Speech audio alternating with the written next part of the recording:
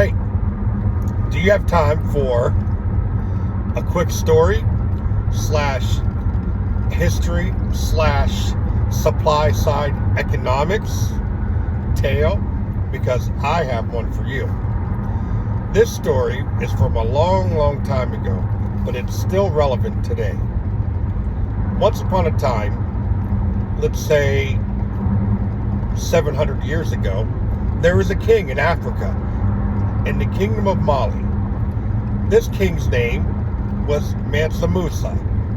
Well, Mansa was his title. They didn't call him King Musa, they called him Mansa Musa. And he was the king of the kingdom of Mali. Well, you know what? I think I should back up a little bit and tell you a little bit about the king before Mansa Musa. Before the king Mansa Musa, because this will tell you how he became king a little before his time. The king before him saw the Atlantic Ocean and thought, you know what? I bet there's a new world there. Now, mind you, this is about 100 years before Christopher Columbus. And he thought, you know what? I bet there's a whole new world out there, which I'm currently driving on. I bet there's a whole new world out there. We should load up our ships, send out all of our seafaring captains and sailors, and cross the ocean blue, although it's not the year 1492. So they load up 1,000 ships to head across the Atlantic Ocean to discover the new world. Now, mind you, at this time there are no really well-charted maps, and definitely there's no Google Maps or GPS satellites, because Elon Musk didn't exist yet. So they send 1,000 ships out, and every last one of them, well, they die, because they weren't really good shipbuilders at that time in the kingdom of Mali. They sent them out in canoes and small fishing boats, and they all died. So they thought, you know what, across the Atlantic Ocean, I bet there's a whole new world there that we could conquer and inhabit and have all these lands, and it'd be so wonderful. I wonder if anybody lives there. And when we get there, we'll call them Indians. No, that's a different story. So this time, the king, before Mansa Musa, he sends out 2,000 ships. Well, the same thing happens. They all die, including the king. So they need another guy to be king. That's how Mansa Musa becomes king. He was a high-ranking official. I'm not sure what the official title is. He becomes king. So he decides he's going to take a journey. But here goes the important part, and here's how it's relevant today. Mansa Musa of the kingdom of Mali was so wealthy, so wealthy. And in those days, they didn't have tap to pay or a mortgage loan. They paid for everything with gold. And in this kingdom of Mali in Africa, they had, like, in their kingdoms that they had conquered, and they'd see like another kingdom, they go conquer it, and do everything that is involved with conquering a kingdom. There were a lot of gold mines. So Mansa Musa had so much gold, and he decided, you know what, I'm going to take a journey, but this time I'm not going to take a journey across the Atlantic Ocean, because that didn't work out very good, and we don't even know what a ship is yet, like a real ship that you can take across the ocean anyways. So he loads up his crew. There's literally thousands and thousands of people, including like 12,000 slaves. And that's a whole other topic altogether, but believe it or not, once upon a time in the world, people had slaves.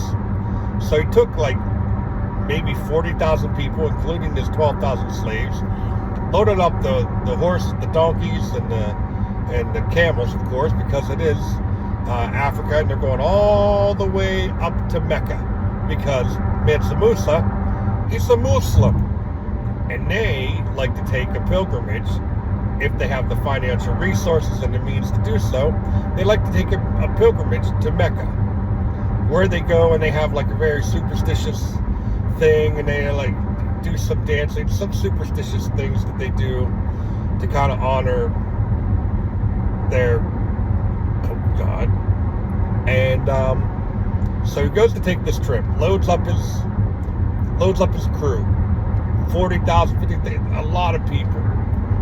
So they go and they're going through the desert, doing the whole thing, right? Big long journey. It takes them months, like maybe 8 or 9 months. This is how long this thing takes. No, let me back up. I can't remember exactly how long, but I can tell you they stayed in Egypt. And Egypt was like a thriving city at the time. And so they stop in Egypt, and they have all this gold. So they stop, and they need provisions, and they need a place to sleep, and Mansa Musa is very generous, so they're tossing gold like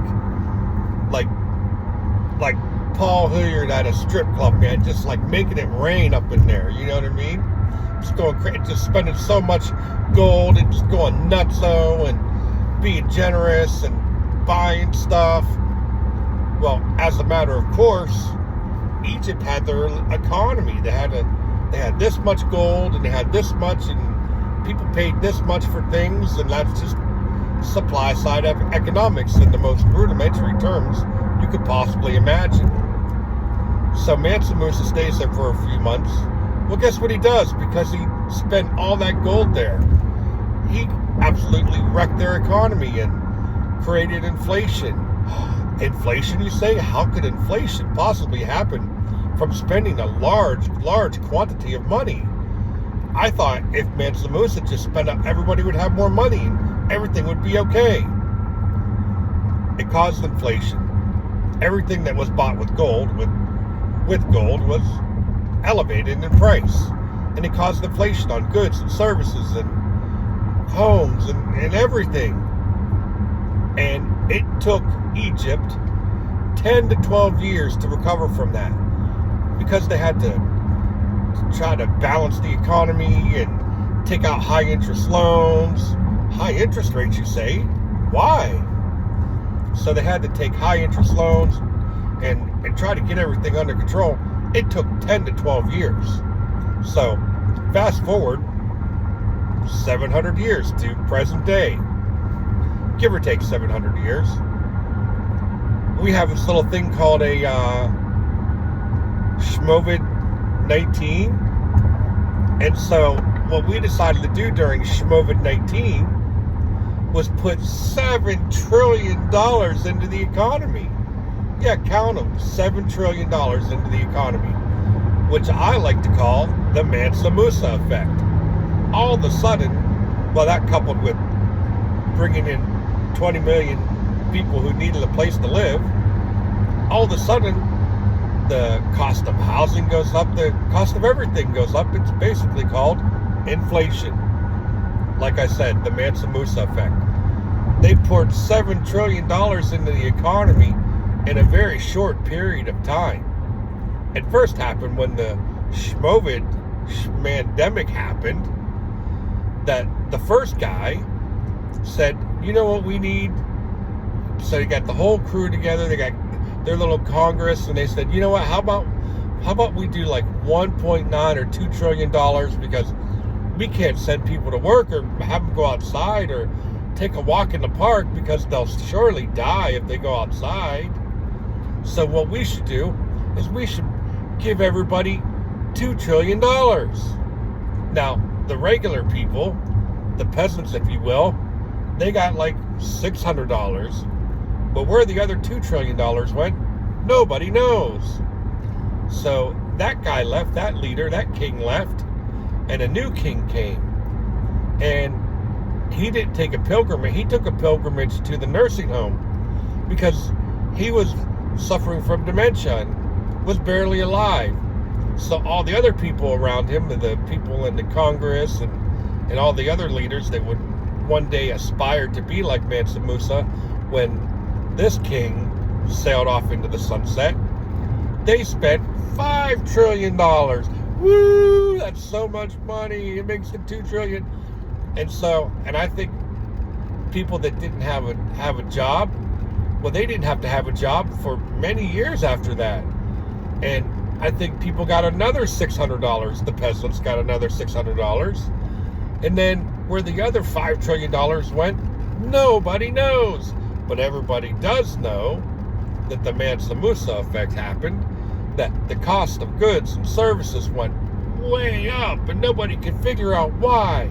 And then the people that were standing up on there, they had little marble things. They were standing up a platform, if you will, a soapbox, and they were like, the prices of things are so high, we have to do something about it.